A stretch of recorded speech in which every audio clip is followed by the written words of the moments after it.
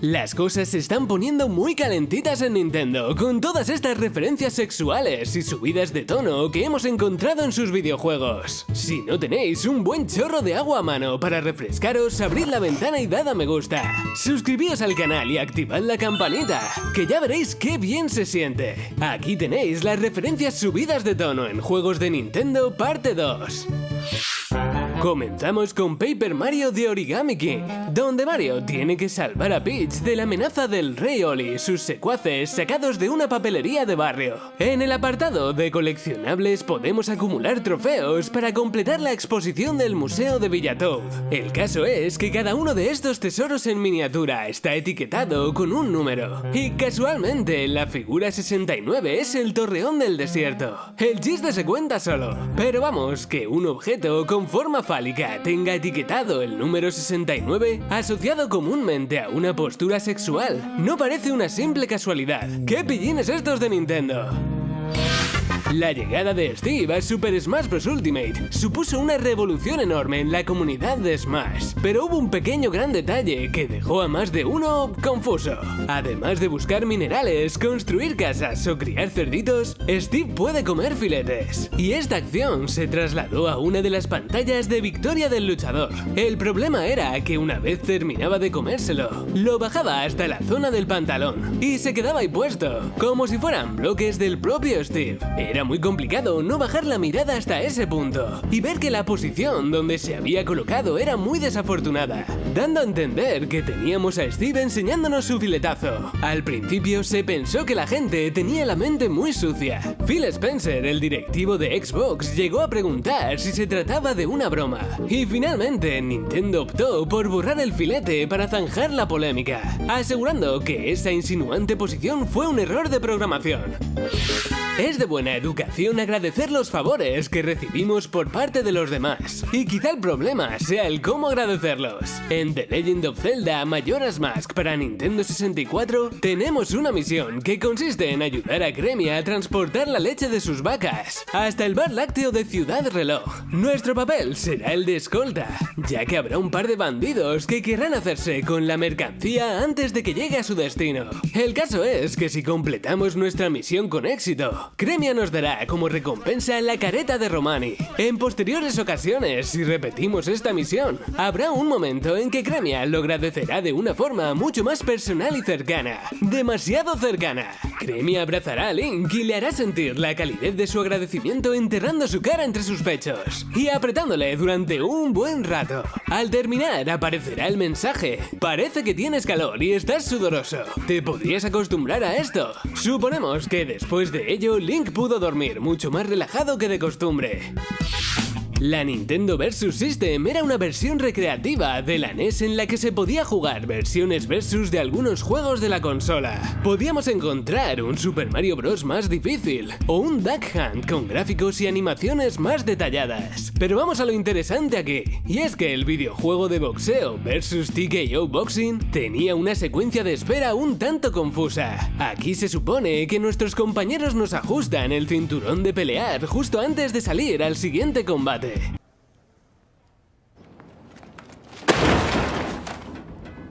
El problema aquí es el ángulo de cámara escogido y, bueno, la animación en sí. Al final parece que está sucediendo otra cosa y no precisamente boxeo. ¿Quién nos iba a decir que un juego tan familiar y amigable como Super Mario 3D World también iba a esconder referencias sexuales? Detrás de los disfraces de gatito y las flores bailarinas, Nintendo escondió un gigantesco easter egg con una forma comprometida. En uno de los niveles del mundo 4 podemos ver esta estructura con forma fálica sobre la lava, justo después de activar los dos grandes botones de los lados. Parece bastante evidente por su contorno, tanto que muchos jugadores pensaron que la versión de Nintendo Switch corregiría este enorme falo de piedra. Pero no, aquí sigue, y lo podremos recorrer de arriba a abajo, acariciarle los interruptores P e incluso obtener una estrella como recompensa en su punta. Todo fenomenal por aquí, y ardiente que hay mucha lava. Uno nunca puede saber cuándo encontrarse con su próximo combate Pokémon, incluso en el agua. En Pokémon Blanco y Negro podíamos toparnos con una entrenadora que decía lo siguiente: si llevo puesto un bikini, ¿dónde pongo mis Pokéball? Jejeje, es un secreto de chicas. Aunque bueno, traducido pierde la gracia porque Woman's Secret es una marca de ropa interior de mujeres. Así que la chica quiere intentarnos decir sutilmente que guarda las Pokéball dentro de su bikini, pero no exactamente dónde. Vamos a dejar de pensar dónde guardaba las Pokéball la señora en su versión española, porque cada vez quedan menos posibilidades. En Pokémon Sol y Luna se repetía el chiste, pero esta vez la frase que utilizaba era: no sabes lo difícil que es transportar las Pokéball con el bikini puesto.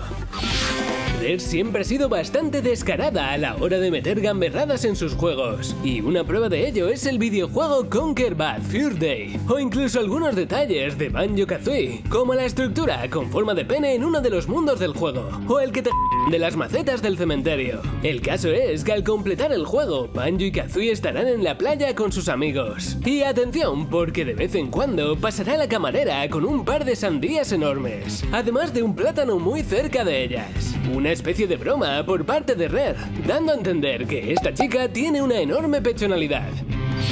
Puede ser difícil elegir con quién casarte cuando estás en medio de una guerra, pero Dorothea nos puso las cosas bastante fáciles. Es el personaje más cariñoso que podemos encontrar en Fire Emblem Three Houses, así que seguro que no os extraña si os contamos alguna de sus intimidades, aunque tampoco las oculta, ya que tira los trastos prácticamente a todos los personajes que salen en el juego. En una de las conversaciones de apoyo vemos que está hablando con un soldado de Garreg Mach, diciéndole muy sensualmente que se lo pasó genial con él y que repetirán, con corazoncitos saliendo de la cabeza del guardia. Justo después, Byleth le dice que todos los días está con uno distinto, cosa que Dorothea no niega porque en realidad está buscando a alguien desesperadamente con quien compartir su vida y que le cuide. Este personaje es de lo más romanticón que nos ha dado Nintendo.